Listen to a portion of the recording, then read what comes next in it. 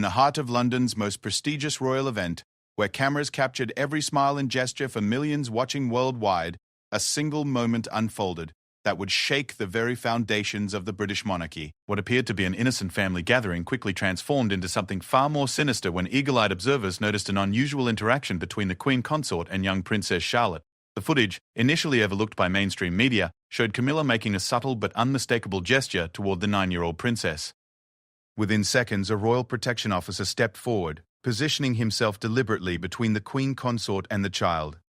His movement was swift, calculated, and professional, the kind of intervention that speaks volumes about hidden dangers.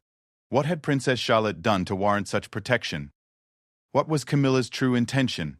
And why did a trained royal guard, sworn to protect the monarchy's reputation at all costs, choose to publicly intervene in what should have been a private family moment? The answers lie buried beneath decades of royal protocol, family tensions that run deeper than public perception, and a young princess who may have accidentally stumbled upon secrets that powerful people would kill to protect. This is the untold story of that fateful day, and the shocking events that followed when one brave guard decided that protecting an innocent child was worth more than preserving the crown's carefully crafted image. The morning of the Royal Windsor Horse Show dawned crisp and clear, with early sunlight filtering through the ancient oak trees that lined the grounds of Windsor Castle. Detective Inspector James Morrison stood at attention near the Royal Pavilion, his trained eyes scanning the growing crowd of spectators and dignitaries. After 15 years of royal protection service, he had learned to read the subtle signs of trouble before they became obvious to others. Morrison's radio crackled softly in his earpiece as his colleagues reported their positions around the expansive grounds. The event was considered low risk by royal standards, but Morrison never let his guard down. He had seen too many situations escalate from routine to dangerous in the blink of an eye. Today, the entire Wales family would be in attendance, along with other senior royals, making his job all the more critical. Princess Charlotte bounded across the manicured grass with the carefree energy that only a 9-year-old could possess. Her blonde hair caught the morning light as she chased after her younger brother Louis, while Prince George walked more sedately beside their father, Prince William. The children's laughter echoed across the grounds, drawing warm smiles from the gathered crowd of well-wishers and photographers. Catherine, the Princess of Wales, followed closely behind, her elegant navy dress flowing gracefully as she maintained the perfect balance between watchful mother and composed royal. She exchanged pleasantries with various officials and guests, but Morrison noticed how her eyes never strayed far from her children. Maternal instinct, he had observed, was often the most reliable security measure of all. The royal pavilion had been decorated with pristine white linens and fresh flowers, creating an atmosphere of understated luxury that the British monarchy had perfected over centuries. Crystal glasses caught the light as staff members made final preparations for the royal luncheon that would follow the morning's equestrian events. Everything appeared to be proceeding according to the meticulously planned schedule. Morrison's attention was drawn to a commotion near the main entrance where King Charles and Queen Consort Camilla were arriving in the royal Bentley. The vehicle glided to a smooth stop, and Morrison watched as the couple emerged to warm applause from the assembled crowd. Charles appeared relaxed and genuinely pleased to be attending one of his favorite annual events, while Camilla maintained her practiced public smile. As the royal family gathered in the pavilion, Morrison positioned himself strategically where he could observe all entrances while maintaining clear sightlines to the most vulnerable family members. The children, as always, required the most attention, not because of any specific threats, but because their unpredictable movements and natural curiosity could create security challenges. Princess Charlotte had discovered a small garden area behind the pavilion where several of the prize-winning horses were being prepared for their appearances. Her fascination with the magnificent animals was evident as she approached the fence, her small hands gripping the white rails as she watched the grooms brush the horses' gleaming coats. The scene was picture-perfect, exactly the kind of candid moment that royal photographers dreamed of capturing. Morrison noted the positions of the various security cameras and photographers, ensuring that Charlotte remained within acceptable boundaries while still allowing her the freedom to explore. He had worked with his family long enough to understand that overly restrictive security measures could be counterproductive, especially with children who needed some degree of normalcy in their extraordinary lives. The morning's equestrian events proceeded without incident, with various dignitaries and members of the public enjoying the spectacular displays of horsemanship that had made the Windsor Horse Show famous throughout the world. Morrison found himself relaxing slightly as the familiar rhythm of a successful royal event settled into place. The family appeared comfortable and engaged. The crowd was well behaved, and the weather continued to cooperate perfectly. During a brief intermission between events, Morrison noticed Camilla approaching the area where Princess Charlotte was still fascinated by the horses. There was nothing unusual about this.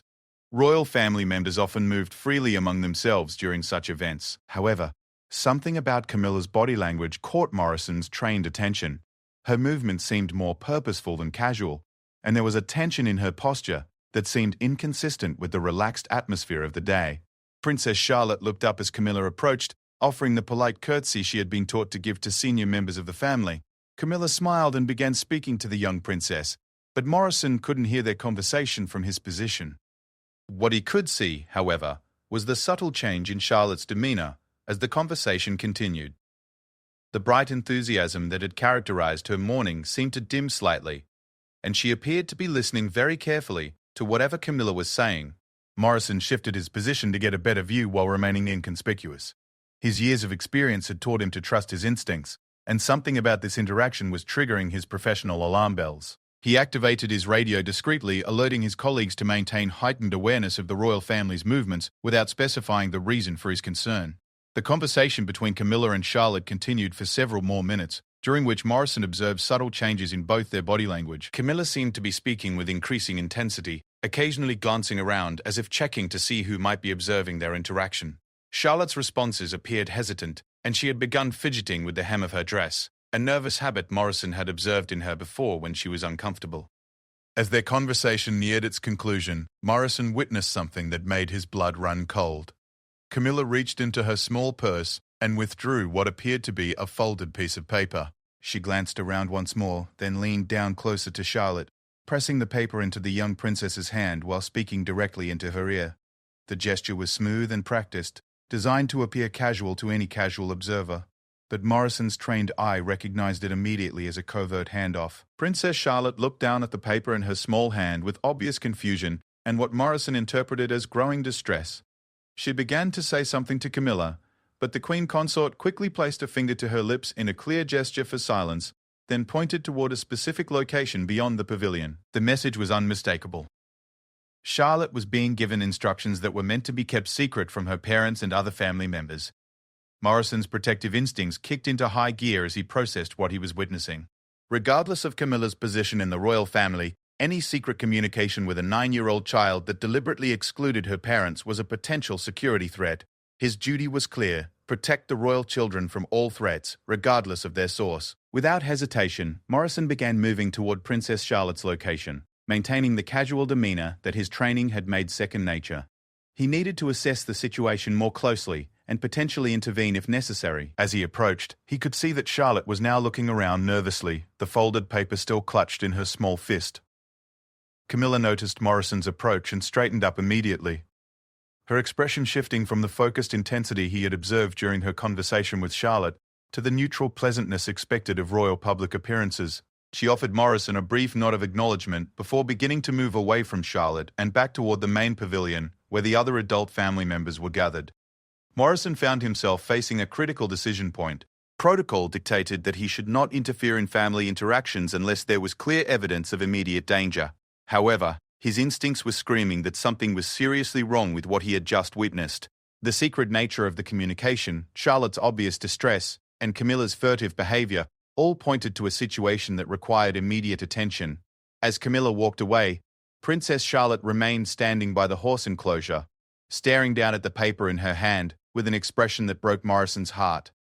The carefree 9-year-old who had been laughing and playing just minutes earlier had been replaced by a confused and frightened child who clearly didn't understand what was happening to her. Morrison made his decision. He approached Princess Charlotte with the gentle manner he had developed over years of working with royal children, crouching down to her eye level to avoid appearing intimidating. "Your Royal Highness," he said softly, "is everything all right?" "You look a bit troubled." Charlotte looked up at him with eyes that held far too much worry for someone her age. "Inspector Morrison," she whispered, using the informal title she had learned to use with him over the years. "I think something's wrong, but I don't know what to do." She held up the folded paper with a trembling hand. "Aunt Camilla gave me this and told me not to tell anyone, but it feels scary." Morrison's heart rate increased as he realized that his worst fears were being confirmed.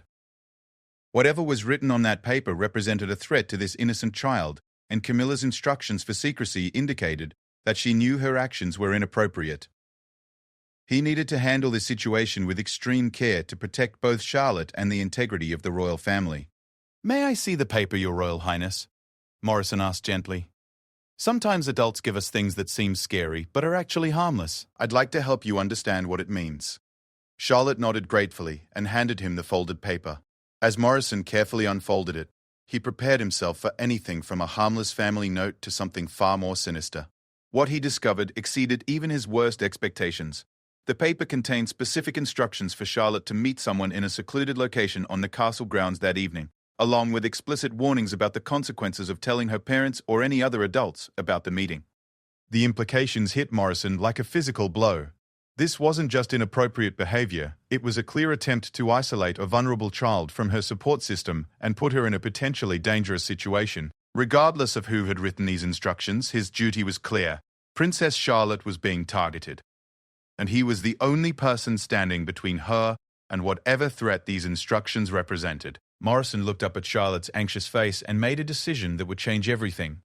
"Your Royal Highness," he said firmly, "I need you to stay very close to me for the rest of today. Can you do that?" When she nodded, he continued, "And I need you to promise me that you won't go anywhere alone, especially anywhere that other people tell you to go. Can you promise me that?" "Yes, Inspector Morrison," Charlotte replied, her voice small but trusting. "But am I in trouble? Did I do something wrong?" "No, sweetheart," Morrison assured her, using the informal term of endearment that felt appropriate given the circumstances. "You didn't do anything wrong at all. But there are some adults who might try to trick children into doing things that aren't safe, and my job is to make sure that never happens to you." As Morrison stood up, still clutching the damning piece of paper, he caught sight of Camilla watching them from across the pavilion area. Her expression was unreadable, but the intensity of her gaze left no doubt that she had noticed his intervention. Morrison met her stare directly, letting his own expression convey unmistakably that he knew exactly what she had been trying to do. The afternoon had just become far more complicated than anyone could have anticipated. Morrison knew that his next actions would have consequences that rippled far beyond this single day, but his primary concern remained unchanged: protecting Princess Charlotte from whatever danger she had unknowingly stumbled into. As he placed a protective hand on the young princess's shoulder and began guiding her back toward her parents, Morrison began planning his next moves in what had suddenly become the most important security operation of his career. Detective Inspector James Morrison's mind raced as he escorted Princess Charlotte back toward the main pavilion, where her parents were engaged in conversation with various dignitaries. The folded paper in his jacket pocket felt like it weighed 1,000 pounds, its contents representing a threat that could potentially destroy the carefully maintained stability of the royal family. He needed to handle this situation with unprecedented delicacy, while ensuring Charlotte's safety remained his top priority. Prince William looked up as Morrison approached with his daughter, immediately noticing the subtle signs of distress in both Charlotte's demeanor and Morrison's heightened alert posture. Years of working together had created an unspoken communication system between the protection officer and the future king, allowing them to convey important information without alarming the public or other family members. "Inspector Morrison," William said casually, while his eyes asked the question his voice couldn't. "I trust everything is proceeding smoothly." Morrison nodded formally, while positioning himself so that he could speak to William without being overheard by the gathered guests. "Your Royal Highness, I wonder if I might have a brief word with you and the Princess of Wales at your earliest convenience. There's a security matter that requires your immediate attention." Catherine, having overheard the exchange, smoothly excused herself from her conversation and joined her husband and daughter. Her maternal instincts had clearly picked up on the tension in the air, and her concerned glance at Charlotte confirmed that she had noticed her daughter's unusual quietness. "Mummy," Charlotte said quietly, moving closer to her mother's side, "Inspector Morrison says there are adults who sometimes try to trick children. Is that true?" The innocent question sent a chill through both parents, confirming their worst fears that something serious had occurred. Catherine knelt down to Charlotte's level, her training in child psychology evident in her gentle approach. "Sometimes that can happen, sweetheart, but that's why we have people like Inspector Morrison to keep us safe. Did someone say something to you that made you feel uncomfortable?" Morrison watched as Charlotte struggled with her promise to Camilla not to tell anyone about their conversation, warring against her natural trust in her parents and her growing sense that something was wrong. The internal conflict was clearly visible on her young face, and Morrison realized he needed to intervene before Charlotte's distress became more apparent to other observers. "Your Royal Highnesses," Morrison said quietly, "perhaps we could continue this conversation in a more private setting." I believe there are some details that would be better discussed away from the current environment. William immediately understood the implication that their conversation might be overheard or observed by unwanted parties. He glanced around the pavilion area, noting the various staff members, guests, and family members within earshot, including Camilla, who appeared to be watching their group with poorly concealed interest. Of course, William agreed. Inspector, would you escort us to the private reception room? I believe we have a few minutes before the next scheduled event. As the small group began moving toward the castle's interior, Morrison caught sight of Camilla making a subtle gesture to someone in the crowd. His trained eye followed her signal to identify its recipient, eventually spotting a man in an expensive suit who appeared to be a guest, but whose presence suddenly seemed far more suspicious. The man was holding a phone to his ear, and Morrison couldn't shake the feeling that Camilla's gesture and his phone call were connected. The private reception room was elegantly appointed, with antique furniture and portraits of previous monarchs, creating an atmosphere of timeless authority that seemed appropriate for the serious conversation they were about to have. Morrison ensured the door was securely closed before activating a small device that would detect and block any electronic surveillance equipment that might compromise their privacy. Inspector Morrison, Catherine began once they were alone. Please tell us exactly what happened. Morrison looked down at Charlotte, who was seated between her parents on an ornate sofa, then made a decision that he hoped was the right one. He needed to be honest about the threat while avoiding language that would traumatize the young princess further. Your Royal Highnesses, he began formally. Approximately 30 minutes ago, I observed the Queen Consort engage in what appeared to be a private conversation with Princess Charlotte near the horse enclosures. During this conversation, she gave Princess Charlotte a written message with specific instructions not to share it with anyone else. William's face darkened immediately. What kind of message? Morrison withdrew the folded paper from his jacket and handed it to William while continuing his explanation. The message contains instructions for Princess Charlotte to meet an unidentified person in an isolated location on the castle grounds this evening. It also includes explicit warnings about the consequences of informing you or any other adults about this meeting. Catherine's sharp intake of breath was audible as William unfolded the paper and read its contents. The color drained from the prince's face as he absorbed the implications of what he was seeing. This is, he began, then stopped himself, clearly struggling to find appropriate words while his daughter was present. Charlotte, sweetheart, Catherine said gently, you did exactly the right thing by talking to Inspector Morrison when you felt confused and scared. We're very proud of you for being so brave. But Aunt Camilla said I mustn't tell anyone, Charlotte replied, her voice small and worried. She said something bad might happen if I did. Morrison felt a surge of protective anger at the psychological manipulation this innocent child had endured. Using fear to enforce secrecy was a classic predatory tactic, and seeing it employed against Princess Charlotte by a member of her own family made his determination to protect her even stronger. William stood up abruptly, the paper still clutched in his hand. Inspector Morrison, in your professional opinion, what level of threat are we dealing with here? Morrison chose his words carefully, mindful of Charlotte's presence, while ensuring that William understood the severity of the situation. Your Royal Highness, any attempt to isolate a child from their support system and arrange secret meetings represents a significant security concern.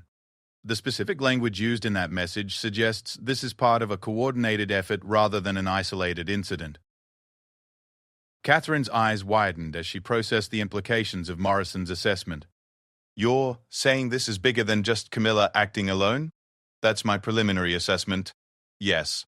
I observed what appeared to be coordinated communication between the Queen Consort and at least one other individual following her interaction with Princess Charlotte. This suggests a level of planning and organization that indicates a broader conspiracy. William began pacing the small room, his protective instincts as both a father and future king clearly in conflict with the shocking realization that a threat to his daughter was coming from within his own family. What do you recommend as our next course of action, Inspector? Morrison had been formulating a plan since the moment he first saw Camilla hand Charlotte the mysterious paper. First, Princess Charlotte should not be left unaccompanied for the remainder of today's events. Second, we need to immediately investigate any connections between the Queen Consort and unknown individuals who have gained access to today's event. Third, we should consider the possibility that this represents an attempt at kidnapping or worse. Kidnapping? Catherine's voice was barely above a whisper as she pulled Charlotte closer to her side. The pattern of behavior I observed today matches several indicators that we train to recognize. The use of secrecy and fear to manipulate a child, the arrangement of an isolated meeting, and the involvement of multiple coordinated individuals all suggest a serious criminal conspiracy. Charlotte looked up at her parents with confused eyes. "Are you saying Aunt Camilla is trying to hurt me?" William knelt down beside his daughter, struggling to find words that would be both truthful and age-appropriate. "We don't know exactly what Aunt Camilla was trying to do, sweetheart, but Inspector Morrison is right that no adult should ever ask you to keep secrets from Mummy and Daddy, especially secrets about meeting other people." Morrison's radio crackled softly in his earpiece as one of his colleagues reported unusual activity near the castle's service entrance. He listened carefully to the coded message, then felt his stomach drop as he realized that several unidentified individuals had been spotted attempting to gain unauthorized access to the grounds. "Your Royal Highnesses," Morrison said urgently, "I'm receiving reports of suspicious activity around the perimeter of the castle grounds. I strongly recommend that we move Princess Charlotte to a secure location immediately and place the entire family under enhanced protection protocols." Catherine stood up quickly, lifting Charlotte into her arms despite the princess's protest that she was too old to be carried. "Where can we go that's completely safe?" Morrison was already mentally reviewing the castle's security features and identifying the most defensible locations. There's a secure communications room in the castle's basement level that was originally designed as a bomb shelter during World War II. It's been updated with modern security systems and communication equipment. We can establish a protected position there while I coordinate with additional security personnel. As they prepared to leave the reception room, Morrison caught sight of movement through one of the tall windows that overlooked the pavilion area. Camilla was engaged in animated conversation with the same suspicious individual he had noticed earlier, and their body language suggested increasing urgency and agitation. "We need to move now," Morrison said firmly. "The situation appears to be escalating beyond the original threat assessment." William took Charlotte from Catherine's arms, holding his daughter close, as Morrison led them through a series of corridors that most castle visitors never saw. These were the working passages used by staff and security personnel, designed to allow rapid movement throughout the building without being observed by guests or the public. As they walked quickly through the stone corridors, Charlotte whispered to her father, "Daddy, I'm scared." "I don't understand what's happening." "I know, sweetheart," William replied softly, his own voice tight with emotion. "But Inspector Morrison and all of his colleagues are going to make sure nothing bad happens to you. Sometimes grown-ups have to deal with complicated problems, but you don't need to worry about any of it." Morrison led them down a narrow staircase that descended deeper into the castle's foundation than most people ever ventured. The walls here were original medieval stone, thick enough to withstand sieges and modern enough to house the sophisticated security equipment that had been installed over the decades. The secure communications room was exactly as Morrison had described, a modernized version of a World War II bunker, equipped with multiple communication systems, surveillance monitors, and defensive capabilities that could protect the royal family from virtually any conventional threat. As soon as they were inside, Morrison activated the room's lockdown protocols, sealing them safely away from whatever danger was developing above ground. Catherine settled onto a comfortable chair with Charlotte in her lap, while William immediately moved to the communication equipment to contact additional security personnel and potentially notify other government agencies about the developing threat. Morrison began coordinating with his colleagues throughout the castle grounds, trying to piece together a complete picture of exactly how many people were involved in whatever conspiracy was targeting Princess Charlotte. As reports began coming in from various security positions around the castle, a disturbing pattern emerged. Multiple individuals with questionable credentials had gained access to the day's events. Several staff members had been observed engaging in suspicious communications, and at least 3 vehicles had been spotted in locations that suggested they were positioned for a rapid departure from the grounds. "Inspector Morrison," William said grimly as he absorbed the incoming intelligence reports, "this appears to be a highly coordinated operation. How long have you suspected that something like this might happen?" Morrison paused in his communications to consider William's question carefully. "Your Royal Highness, I've noticed subtle changes in security patterns and personnel behavior over the past several weeks, but nothing that rose to the level of actionable intelligence. Today's events represent the first concrete evidence of a direct threat to your family." "Several weeks?" Catherine's voice reflected her growing alarm. "Are you saying this has been planned for that long?" "At minimum, yes. The level of coordination and the number of people involved suggests this operation has been in development for quite some time. What we witnessed today with the Queen Consort and Princess Charlotte was likely meant to be the final phase of whatever they were planning." Charlotte looked up at her mother with wide, frightened eyes. "Mummy, does this mean Aunt Camilla has been planning to hurt me for weeks?" Morrison felt his heart break at the innocent question from this brave little girl who was trying to understand adult evil that no child should ever have to face. Before Catherine could respond, Morrison's radio erupted with urgent reports from his colleagues above ground. What they were hearing would change everything they thought they knew about the threat they were facing. The urgent voices crackling through Morrison's radio filled the secure communications room with a tension that made Princess Charlotte press closer to her mother's protective embrace. The reports coming from Morrison's colleagues above ground painted a picture that was far worse than any of them had initially imagined. What had begun as a concerning interaction between Camilla and a 9-year-old child was rapidly revealing itself to be part of a sophisticated criminal conspiracy with international implications. Alpha Team reports 5 unidentified vehicles approaching the castle perimeter, Morrison's radio announced. License plates appear to be false or stolen. Occupants are heavily armed and attempting to breach the main security checkpoint. William's face went pale as he processed the implications of what they were hearing. Inspector Morrison, are we dealing with a kidnapping attempt or something even more serious? Morrison continued monitoring the radio chatter while simultaneously accessing the castle's extensive surveillance system through the secure room's computer terminals. Multiple screens flickered to life, showing various angles of the castle grounds and the developing crisis above. What he saw confirmed his worst fears about the scope and organization of the threat they were facing. Your Royal Highness, Morrison said grimly. Based on the intelligence we're receiving, this appears to be a coordinated assault on the castle with the specific objective of capturing Princess Charlotte. The number of personnel involved and their level of equipment suggests this is either a state-sponsored operation or a very well-funded criminal organization. Catherine's arms tightened protectively around her daughter as the reality of their situation became clear. How is this possible?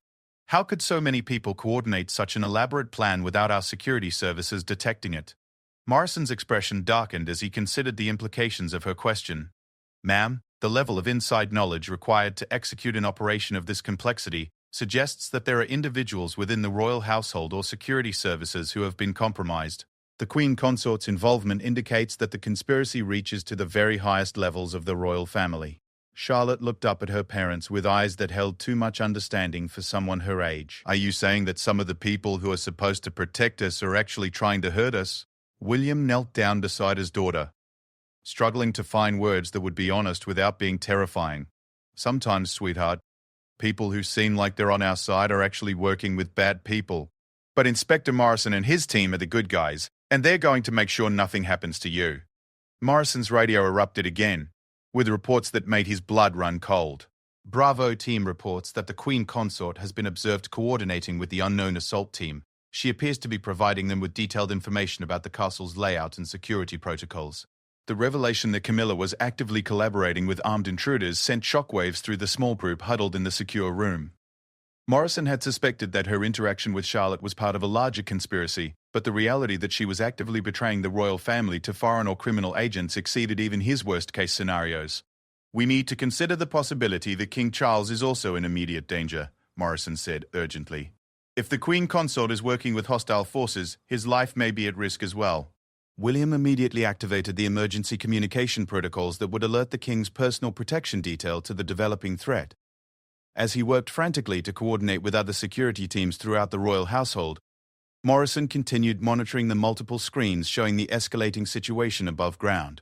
The surveillance cameras revealed a scene that looked more like a military operation than a criminal assault. The unknown attackers were dressed in tactical gear and moved with the precision and coordination of trained special forces operatives. Their equipment included advanced communication devices, weapons that were clearly military-grade, and what appeared to be specialized vehicles designed for rapid extraction operations. Inspector Morrison, Catherine said quietly, trying not to alarm Charlotte further, "What exactly do you think these people want with our daughter?" Morrison paused in his monitoring activities to consider how much information he should share while Charlotte was listening. The truth was almost too horrible to contemplate. A 9-year-old member of the British royal family would be an incredibly valuable asset to hostile foreign governments or terrorist organizations, either as a hostage for political leverage or as a target for even more sinister purposes. "There are several possibilities," Morrison replied carefully, ranging from simple kidnapping for ransom to more complex political motivations. What's clear is that they've invested significant time, money, and personnel into this operation, which suggests their objectives are extremely important to whoever is funding them. Charlotte's voice was barely above a whisper when she asked, "Inspector Morrison, are they going to try to take me away from Mummy and Daddy?" Morrison knelt down to Charlotte's eye level, drawing on his years of experience working with frightened children in dangerous situations. Princess Charlotte, I want you to listen to me very carefully. There are some bad people who want to do harmful things, but my job, and the job of all the good people working with me, is to make sure that never happens. We have special training and special equipment, and we're very good at protecting people we care about. The radio chatter continued with increasingly urgent reports. Morrison's colleagues were coordinating a complex defensive operation while trying to maintain the safety of all the legitimate guests and staff members who were still on the castle grounds. The challenge was enormous: distinguish between genuine threats and innocent bystanders while preventing the attackers from achieving their objectives. Charlie team reports that several staff members have been identified as probable inside collaborators, the radio announced. They appear to be attempting to disable internal security systems and provide the assault team with real-time information about defensive positions. William looked up from his own communication activities with an expression of profound betrayal and anger. How long has this conspiracy been in place? How many people within our own household have been working against us? Morrison was beginning to piece together a timeline based on the intelligence reports flowing into the secure room. Your Royal Highness, the sophistication of this operation suggests it's been in development for months, possibly longer. The number of inside collaborators indicates a level of infiltration that would have required years to establish. The implications of Morrison's assessment were staggering. If the conspiracy had been years in the making, it meant that Charlotte had been living under threat for most of her young life, without anyone realizing the extent of the danger. It also raised terrifying questions about what other royal family members might be at risk, and how many trusted individuals were actually working for hostile forces. Catherine's voice shook slightly as she asked, "If they've been planning this for years, why are they acting now? What's changed that made them decide to move forward today?" Morrison had been wondering the same thing, and the answer he was beginning to formulate was deeply troubling. "Ma'am, Princess Charlotte is approaching an age where she will begin taking on more public duties and having greater independence. If someone wanted to abduct or harm her, this might represent their last opportunity before her security profile increases significantly." The radio reports continued to paint an increasingly dire picture of the situation above ground. The attackers had successfully breached the castle's outer security perimeter and were advancing toward the main buildings with clear knowledge of defensive positions and security protocols. Morrison's colleagues were fighting a defensive battle against enemies who seemed to know their every move in advance. "Delta Team requests immediate backup," the radio crackled. "The assault team appears to have detailed intelligence about our defensive strategies. They're countering our standard protocols with surgical precision." Morrison realized that their secure room, while defensible against conventional attacks, might not remain safe indefinitely if the attackers had inside knowledge of the castle's security systems. He began mentally reviewing alternative escape routes and emergency protocols, while coordinating with law enforcement and military units that were responding to the crisis. "Your Royal Highnesses," Morrison said urgently, "we need to consider the possibility that our current position may be compromised. I recommend that we prepare for immediate evacuation to a secondary secure location." William looked around the reinforced room that had seemed so safe just minutes earlier. Where could we possibly go that would be more secure than here? Morrison was already accessing classified emergency protocols that most people never knew existed. There are underground tunnels connecting this castle to other secure facilities, originally built during World War II and updated during the Cold War. We can evacuate through routes that even most security personnel don't know about. As Morrison prepared to implement the emergency evacuation protocols, his radio delivered news that changed everything they thought they understood about the threat they were facing. The voice of his team leader was tight with disbelief and alarm as he reported information that would shake the foundations of their understanding of the royal family itself. "All units, we have confirmed identification of the assault team leader. This operation appears to be connected to intelligence services of a hostile foreign government. The objective is not simple kidnapping, repeat. This is not a standard kidnapping operation." Morrison felt the blood drain from his face as he absorbed the implications of what his colleague had just reported. If foreign intelligence services were involved, Princess Charlotte wasn't just facing kidnapping. She was caught in the middle of an international incident that could have consequences far beyond her personal safety. Charlotte looked up at the adults around her, sensing the increased tension even though she didn't understand the specific details of what was happening. "Inspector Morrison, are we going to have to run away from the bad people?" Morrison looked down at this brave little girl who was facing dangers that would terrify most adults, and made a silent vow that he would do whatever it took to protect her from the evil that was closing in around them. "Princess Charlotte, Sometimes the best way to stay safe is to move to an even safer place. Are you ready to be very brave and go on an adventure with us?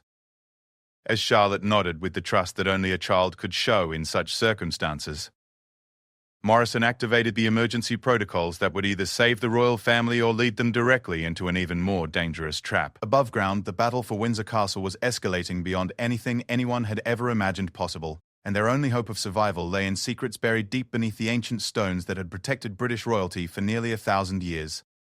The hidden passages beneath Windsor Castle had remained secret for decades, known only to the highest levels of British security services and a handful of royal protection officers like Detective Inspector James Morrison. As he led Prince William, Catherine, and Princess Charlotte through the narrow stone corridors illuminated by emergency lighting, Morrison could hear the distant sounds of the battle raging above them. The ancient walls that had protected British royalty for centuries were now the only barrier between Princess Charlotte and forces that wanted to destroy everything the monarchy represented. Morrison's radio continued to provide updates on the deteriorating situation above ground, each report more alarming than the last. The attackers had not only breached the castle's outer defenses but were systematically dismantling the security infrastructure with inside knowledge that could only have come from years of careful planning and infiltration. Echo Team reports that the assault forces gained access to the main castle building, Morrison's radio announced. They appear to be following a predetermined route toward the basement levels. Recommend immediate implementation of Omega protocols. Morrison's blood ran cold at the mention of Omega protocols, the most extreme emergency measures available to royal protection services, typically reserved for situations where the continuation of the monarchy itself was at stake. The fact that his superiors were considering such drastic action indicated that the threat they were facing went far beyond a simple kidnapping attempt. Princess Charlotte walked between her parents in the narrow corridor, her small hand firmly grasped in her father's larger one. Despite her obvious fear, she had shown remarkable courage throughout the crisis, following instructions without complaint and trusting the adults around her to keep her safe. Morrison marveled at her resilience while simultaneously feeling the enormous weight of responsibility for protecting this innocent child from dangers she couldn't possibly understand. Inspector Morrison, William said quietly as they continued through the underground passages, what exactly are Omega protocols? I've never heard that term before. Morrison hesitated before responding, aware that the information he was about to share would fundamentally change William's understanding of the threats facing the royal family. Your Royal Highness, Omega protocols are emergency measures designed to ensure the survival of the monarchy in the event of a coordinated attack on multiple senior royals simultaneously. They involve the complete evacuation and relocation of surviving family members to secure locations outside the United Kingdom. Catherine's intake of breath was audible in the confined space of the tunnel. Are you saying this attack isn't just targeting Charlotte? Are other family members in danger as well? Morrison's radio provided the answer before he could respond. All units, we have confirmation that coordinated attacks are underway at multiple royal residences. Buckingham Palace, Balmoral, and Sandringham are all reporting similar assault patterns. This appears to be a systematic attempt to eliminate or capture multiple members of the royal family simultaneously. The revelation that the conspiracy extended far beyond Windsor Castle sent shockwaves through the small group making their way through the underground tunnels. Morrison realized they were dealing with an enemy that possessed resources and coordination capabilities that rivaled those of nation-states. The implications were terrifying. If successful, this operation could effectively destroy the British monarchy in a single coordinated strike. Daddy, Charlotte said in a small voice, does this mean something bad is happening to Grandpa Charles and Uncle Harry and everyone else too? William struggled to find words that would be truthful without overwhelming his young daughter with the full horror of their situation. We don't know exactly what's happening with everyone else right now, sweetheart, but Inspector Morrison and all the other protection officers are working very hard to make sure all of our family members stay safe. Morrison led them deeper into the tunnel system, following routes that appeared on no official blueprints and were known only to a select few individuals within the security services. These passages had been constructed during World War II as part of a comprehensive plan to protect the royal family from Nazi bombing campaigns, then updated and expanded during the Cold War to provide protection against nuclear attack. The tunnels themselves were marvels of engineering, with reinforced concrete walls, independent air filtration systems, and communication equipment that could function independently of the surface infrastructure. Morrison had trained extensively in these passages, but had never imagined he would actually need to use them to protect a royal family member from a real threat. As they walked through the dimly lit corridors, Morrison continued monitoring radio communications while mentally reviewing the emergency protocols he had memorized during years of training. The safe house they were heading toward was located several miles from Windsor Castle, accessible only through the underground tunnel system and equipped with everything necessary to sustain a small group for weeks if necessary. "Inspector Morrison?" Catherine asked quietly. "How long have these tunnels existed? How is it possible that such an extensive underground system could be kept secret for so long?" Morrison was grateful for the distraction of answering her question, as it helped mask the increasingly urgent radio reports he was receiving about the deteriorating situation above ground. The original tunnels were constructed in the early 1940s, under the supervision of Winston Churchill himself. They were designed to ensure that the royal family could survive even a direct hit on Windsor Castle. Over the decades, they've been expanded and modernized to address new threats. The radio crackled again with news that made Morrison's worst fears seem optimistic by comparison. "All units, we have intelligence indicating that the assault teams are equipped with chemical weapons. Recommend immediate activation of biological/chemical defense protocols. This is not a drill." The mention of chemical weapons sent a chill through Morrison that had nothing to do with the cool air in the underground tunnels. Chemical attacks represented a level of sophistication and ruthlessness that indicated their enemies were prepared to commit mass murder to achieve their objectives. The fact that they were willing to use such weapons against a 9-year-old child revealed a level of evil that Morrison had hoped never to encounter in his career. Princess Charlotte, despite her young age, picked up on the increased tension in the adults around her. "Inspector Morrison, are the bad people getting closer to us? You look scared." Morrison realized that his professional mask had slipped in the face of the unprecedented threat they were confronting. He made a conscious effort to project calm confidence while answering Charlotte's question. "Princess Charlotte, there are definitely bad people trying to do harmful things, but we're moving to a place where they can't find us or hurt us. The people I work with are very good at their jobs, and they're not going to let anything happen to you." As they continued through the tunnel system, Morrison received a radio communication that provided the first piece of good news in what felt like hours. Alpha Team reports successful evacuation of His Majesty King Charles from Buckingham Palace. The King is secure and en route to a classified location. Casualties among protection personnel are significant but manageable. William's relief at hearing that his father was safe was visible even in the dim light of the tunnel. "Thank God," he whispered. "At least we know Charles is out of immediate danger." Morrison continued, leading them through a series of increasingly narrow passages that required them to walk single file. The route was deliberately designed to be difficult for large groups to navigate, providing a natural defensive advantage against pursuers. As they walked, Morrison explained the security features they were encountering. "These tunnels were designed with multiple defensive positions," he said quietly. "If anyone tries to follow us, there are automated systems that conceal sections of the tunnel and create impassable barriers. Additionally, there are monitoring systems throughout the route that will alert us to any unauthorized presence."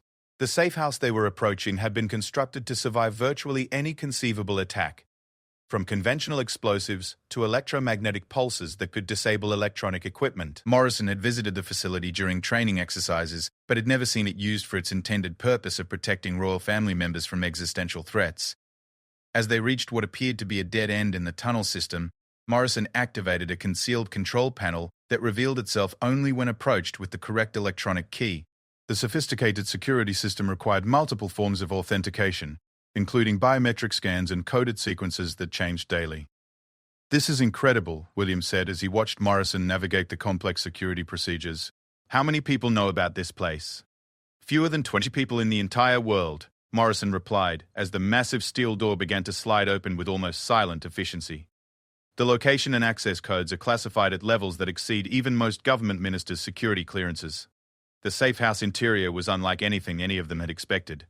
Rather than the utilitarian bunker they had anticipated, the facility resembled a luxury apartment, complete with comfortable furniture, modern kitchen facilities, and even entertainment systems designed to make extended stays bearable. The walls were lined with communication equipment that could maintain contact with security services worldwide. Princess Charlotte's eyes widened as she took in their new surroundings. "This place is amazing. It's like a secret house hidden under the ground. Do other princesses have places like this too?" Morrison smiled at Charlotte's ability to find wonder, even in their dangerous circumstances. "This is a very special place that was built just for people like you and your family, in case you ever needed somewhere extra safe to stay." Most princesses never get to see places like this because most princesses never need them. As Morrison activated the safe house's communication systems and defensive protocols, William and Catherine began to grasp the full magnitude of what was happening above ground. The multiple screens in the facility showed news broadcasts from around the world, and the breaking news reports painted a picture of a coordinated international crisis that went far beyond their personal safety. Inspector Morrison, Catherine said as she watched news reports of emergency sessions being called in Parliament and the United Nations, "This isn't just about Charlotte, is it? Someone is trying to destroy the entire British monarchy." Morrison nodded grimly as he continued monitoring communications from security services around the world. "Ma'am, based on the intelligence we're receiving, this appears to be part of a broader destabilization effort targeting multiple Western democracies. The attack on the royal family is designed to create chaos and uncertainty that can be exploited for other purposes." The radio crackled with a new communication that would provide crucial information about who was behind the unprecedented assault on the British royal family. As Morrison listened to the intelligence report, he realized that their ordeal was far from over, and that the enemies they were facing possessed capabilities and motivations that exceeded anything the security services had previously encountered. The battle for Princess Charlotte's safety had become part of a much larger war for the future of democracy itself. The secure communication systems in the underground safe house crackled to life with intelligence reports that would finally reveal the true scope of the conspiracy that had threatened Princess Charlotte and the entire British royal family. Detective Inspector James Morrison found himself at the center of an international crisis that had implications far beyond anything he could have imagined when he first noticed Camilla's suspicious behavior at the Windsor Horse Show.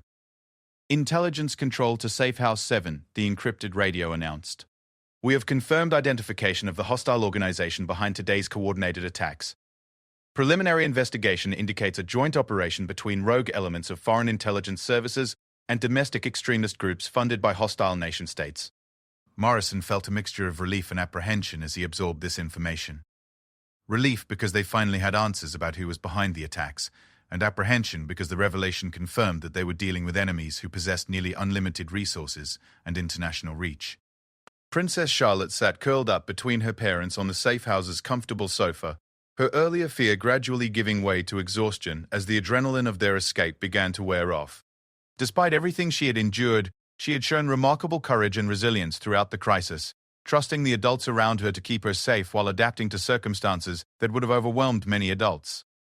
"Inspector Morrison," William said quietly, ensuring that Charlotte couldn't overhear their conversation, "what exactly does this intelligence mean for our family's long-term safety?" If we're dealing with state-sponsored terrorism, this threat isn't going to simply disappear. Morrison had been grappling with the same question as he processed the incoming intelligence reports. The enemies they had faced were not common criminals who might be deterred by increased security measures. Instead, they were professional operatives with access to sophisticated equipment and extensive networks of collaborators, including individuals who had successfully infiltrated the highest levels of the royal household. "Your Royal Highness," Morrison replied carefully, "the intelligence we're receiving suggests that this operation represents years of careful planning and infiltration." The fact that they were able to compromise so many people within the royal household indicates that traditional security measures may not be sufficient to protect your family going forward. Catherine leaned closer to their conversation, her voice tight with concern. "Are you saying that we can't trust anyone in our regular staff or security details? How are we supposed to live if we can't trust the people around us?" The question struck at the heart of what Morrison knew would be the most challenging aspect of the family's recovery from this crisis. The psychological damage caused by betrayal from trusted individuals often proved more difficult to overcome than the immediate physical threat. Princess Charlotte, in particular, would need extensive support to process the fact that people she had trusted, including Camilla, had been working to harm her. Morrison's radio provided an update that offered some hope for resolution of the immediate crisis. Intelligence Control reports that coordinated law enforcement and military operations are underway at all compromised royal residences. Preliminary casualty reports indicate minimal losses among loyal security personnel and successful neutralization of multiple hostile operatives. William's relief was visible as he processed the news that the immediate physical threat was being contained. However, Morrison knew that the deeper implications of what had occurred would require months or years to fully address. The royal family's security protocols would need to be completely restructured, and every individual with access to royal family members would need to be thoroughly reinvestigated. Princess Charlotte looked up at the adults who had been speaking in hushed tones around her. "Inspector Morrison, does this mean we can go home now? I miss my room and my toys. Morrison knelt down to Charlotte's eye level, drawing on his experience working with children who had experienced trauma. Princess Charlotte, we're going to make sure it's completely safe before we take you anywhere else. But yes, eventually you'll be able to go back to your normal life. It might be a little different than it was before, but you'll still have your family and people who care about you. The radio crackled again with news that would provide crucial information about Camilla's role in the conspiracy.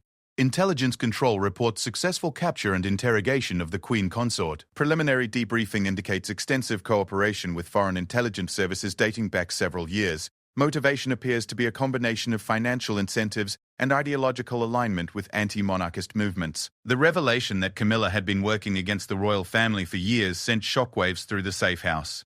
Morrison realized that virtually every interaction between Camilla and the royal children during that time would need to be reviewed and analyzed for potential threats or attempts at manipulation. How could we have missed something like this for so long? William asked, his voice reflecting a mixture of anger and profound sadness. How could someone who was part of our family be working to destroy us? Morrison had seen similar cases of long-term infiltration and betrayal during his career, though never at such a high level or with such devastating consequences. Your Royal Highness, the most effective double agents are often people who appear completely trustworthy and have legitimate reasons for being close to their targets. Camilla's position gave her access to information and opportunities that would have been impossible for an outsider to obtain. Catherine pulled Charlotte closer as she processed the implications of what they were learning. Charlotte, sweetheart, do you remember any other times when Aunt Camilla said or did things that seemed strange or made you uncomfortable? Charlotte thought carefully before answering, her young mind working to process memories in light of what she now understood about Camilla's true nature. She used to ask me lots of questions about where we were going and what we were doing, and sometimes she would give me little presents and ask me not to tell you and Daddy about them. Morrison felt his anger surge at this evidence of psychological manipulation that had been going on for an extended period. The pattern Charlotte was describing represented classic grooming behavior, designed to establish trust and secrecy that could be exploited for harmful purposes. The radio provided another crucial update about the broader conspiracy. Intelligence Control reports evidence of coordination between compromised royal household staff and foreign operatives at multiple royal residences. The scope of the infiltration appears to exceed initial estimates. Recommend complete security review and restructuring of all royal protection protocols.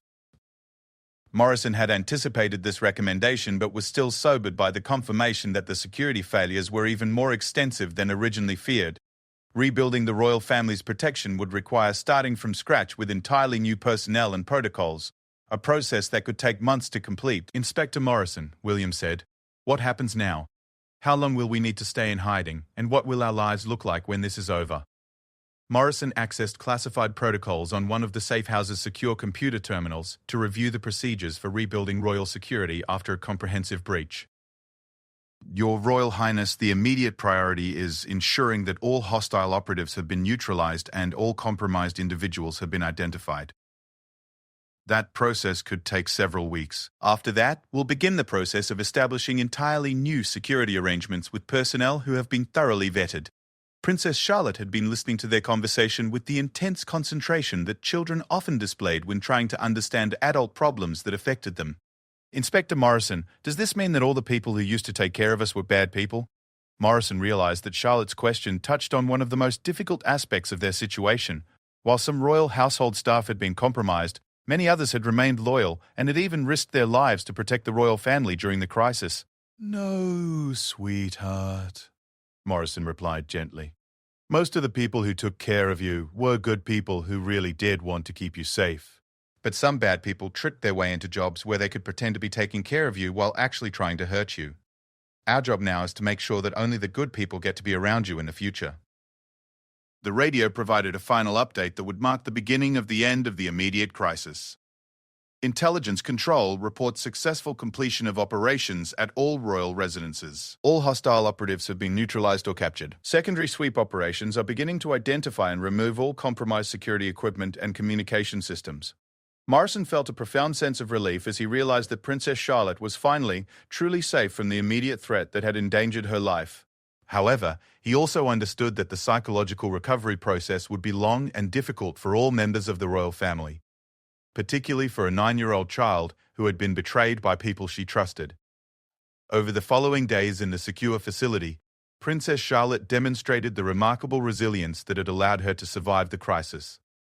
She adapted to their temporary living situation with grace beyond her years, finding joy in simple activities and maintaining her natural curiosity about the world around her.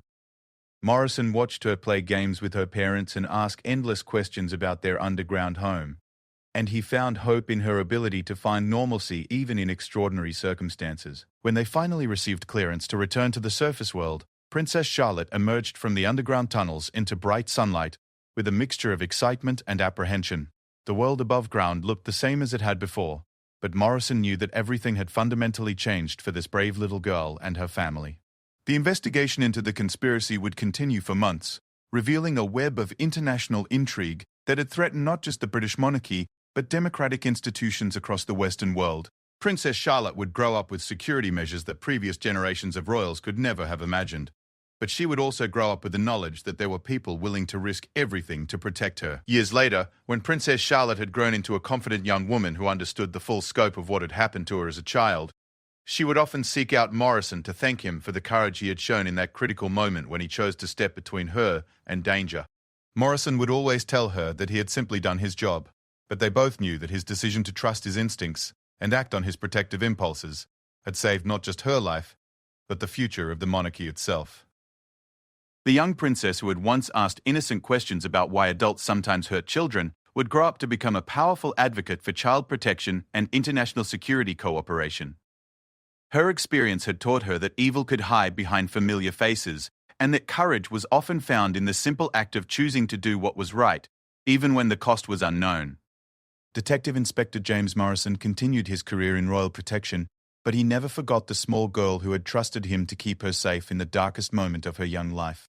The bond forged in those underground tunnels would endure for decades, a reminder that sometimes the most important battles are fought not between armies, but between individuals who choose to stand for what is right against forces that would destroy innocence itself.